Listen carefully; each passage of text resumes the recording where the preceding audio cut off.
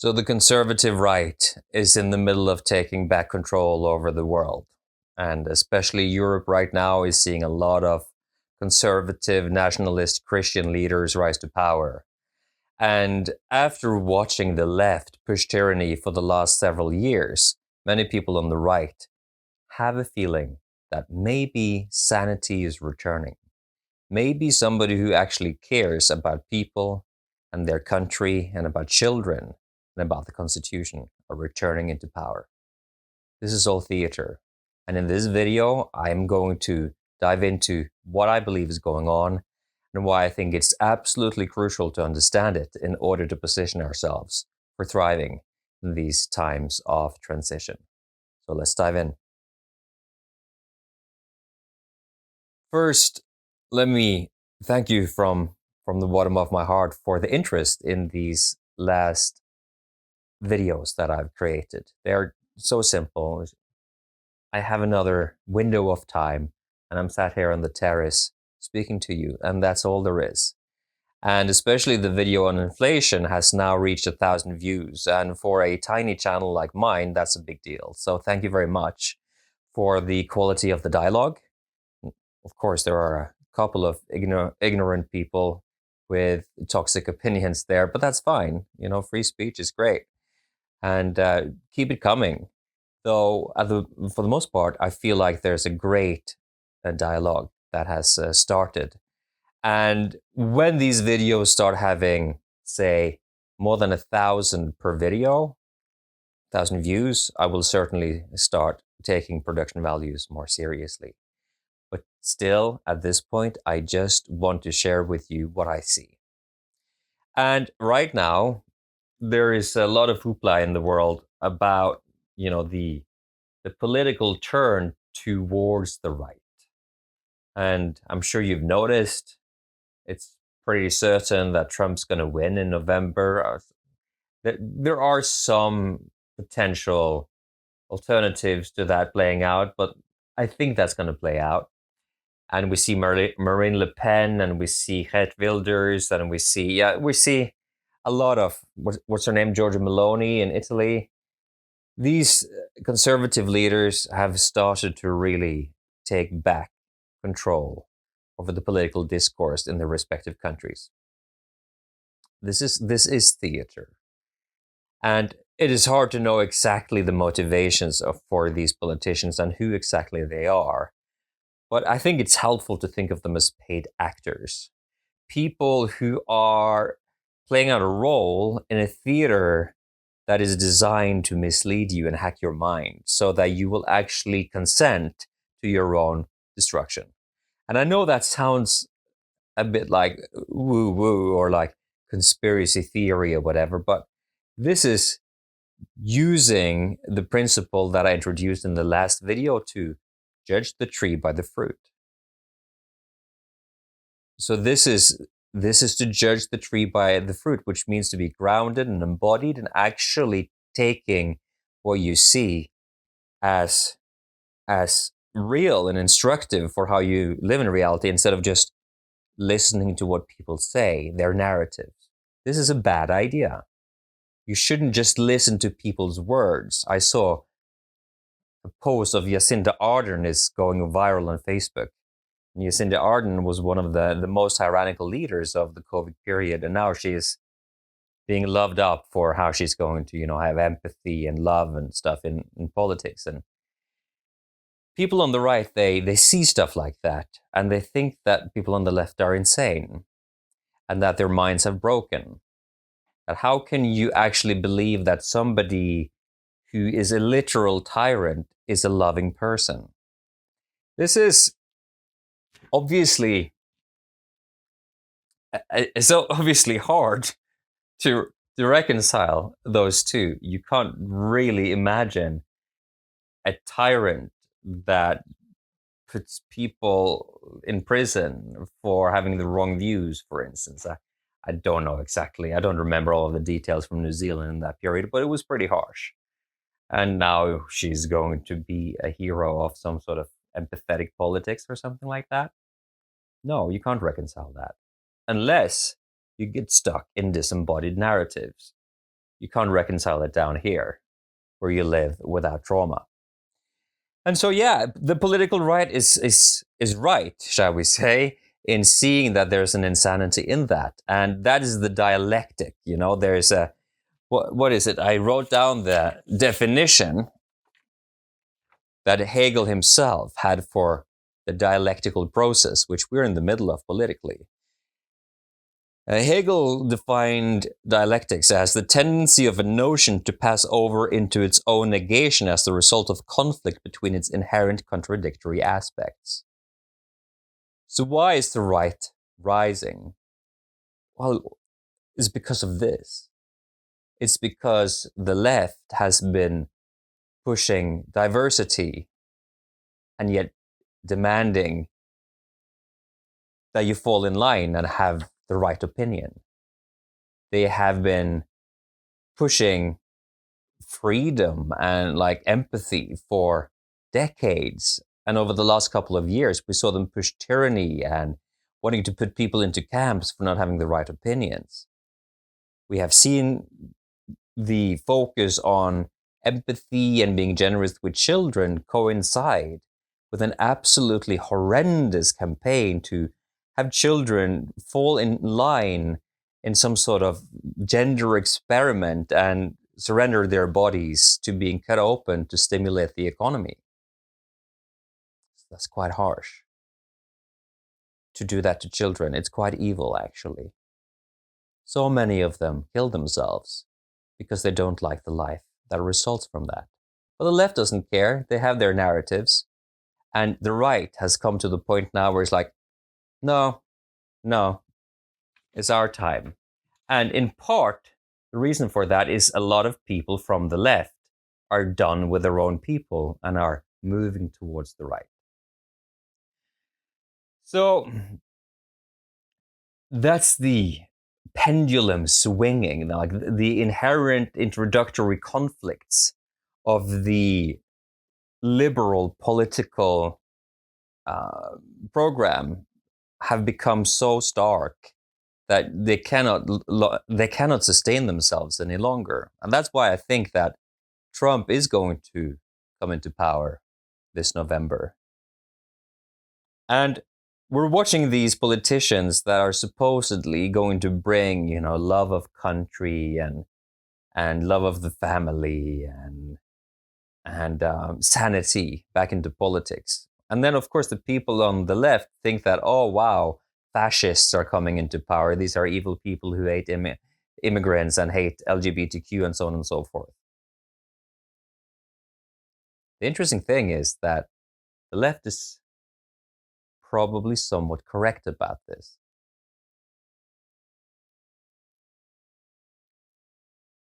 But the right, people on the right, are so tired of the evil on the left that they are unable to see anything that the left says as being accurate. And this is part of the clever spin that happens through the side war of politics, that you will have the people that you have been trained to see as idiots and evil, you will have them represent the side of truth at any given moment. This is happening in Gaza. I've already touched on this, but only people on the left think that it's wrong, that children are being killed en masse in Gaza. Like tens of thousands of kids are just being murdered. It's horrific, absolutely horrific. And based on deception on the 7th of October last year. If you still think that was Hamas attacking Israel unprovoked and as an organization that has no ties to Netanyahu and special interest in Israel, if you think that they're like separate, it's time to do a little bit of research and get educated. Because same power controls both sides. That's typically the case, politically, but also in wars. Yeah, you can say, oh, it's a conspiracy theory. But again, it's because you're stuck in your mind and are not embodied in a reality of judge the tree by its fruits. Yeah, I expect to get some flack for this, but that's fine. You choose your path and you do whatever the heck you want. You can participate in creating a reality in which you will have to send your own children to die in World War III. You can. You can participate in a reality where you have to lose all of your money because you have been deceived by the narratives. You can. It's fully in your power as a sovereign being. It is fully up to you. I'm simply here to tell you that you have a choice, right? So back to Gaza. These left-leaning politicians or left-leaning people that are crying out about the infanticide and the destruction of children's lives, and they're speaking about something that is truly horrific. But at the same time, they bloody celebrate millions of children being murdered through abortion without any questioning whatsoever. They don't even know that postnatal abortions are now being practiced some places, being that the child is killed after birth. These people don't care about that. So there's an internal conflict in their ideology, and that is leading the power back to the right. But the swing back to the left is already, being seeded. The seeds are being put into the ground for the swing back because the right is already internally in contradiction with themselves or in conflict with themselves. Why? That's pretty obvious. You can use the same example. If you think that is super important to protect the lives of children by banning abortion, then why the heck do you support the murder of tens of thousands of children? Is it because they have a different skin color than you? Okay, so maybe you are a racist. Maybe it's true what the leftists say about you. Maybe it's true. Why then do you support now weaponized victimhood? You've been arguing for a while that the left are morons for weaponizing victimhood. They're evil. They're degenerate. Now you're doing it because now it's your people in Israel. You're also censoring free speech because now it's your turn to be a moron. You're supposed to be the champion of free speech, but you're censoring free speech because Israel. So we can see how the swing back is already being prepared. And for every swing, we can centralize control a little bit more, create a little bit more tyranny, and destroy a few more millions of lives. This is the modern Colosseum, the bread and circus of our time. It is theater. It's nothing but theater. And when you consent to this theater by, I'm not saying not to vote, but in a way,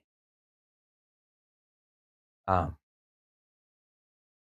want you to see that the democracy that we are being told that we are participating in is a complete illusion.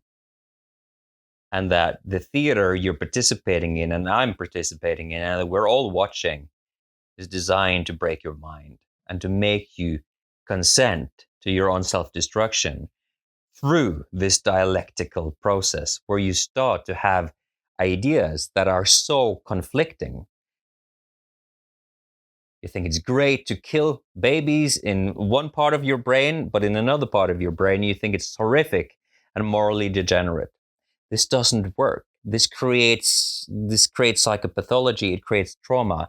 It breaks us down through cognitive dissonance, and this is how we get unmoored from our authentic sense of self, our connection to God, our connection to our own sovereignty, and we become programmed and we become hacked, and we can now be remote controlled by the people in power. So this is the truth. Well, shall we say, this is the truth as I see it. And I think more and more people are starting to see it. And that is just one layer after another in the dream being sort of uncovered.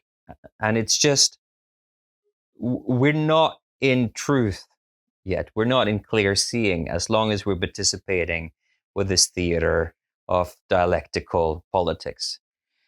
So I hope this makes sense to you. And I hope it was helpful, what I had to share with you today. And I hope that you participate in the conversation, because we need to break free from this slave matrix. We need to break free from the propaganda and the disinformation, and we need to stop consenting to our own self-destruction. Because these motherfuckers in power, they love trolling people and make them say yes in an excited way to have their lives destroyed. And that's what's about to happen in Ukraine now. And sorry to say, it seems like they're going to succeed in starting World War III, but maybe if enough of us realize that, no, we're not going to consent to another war, then we will make our stand here and stop it from happening. So if you want to be part of this conversation going forwards, I hope you like this video, help the algorithm, and I also hope that you subscribe to the channel.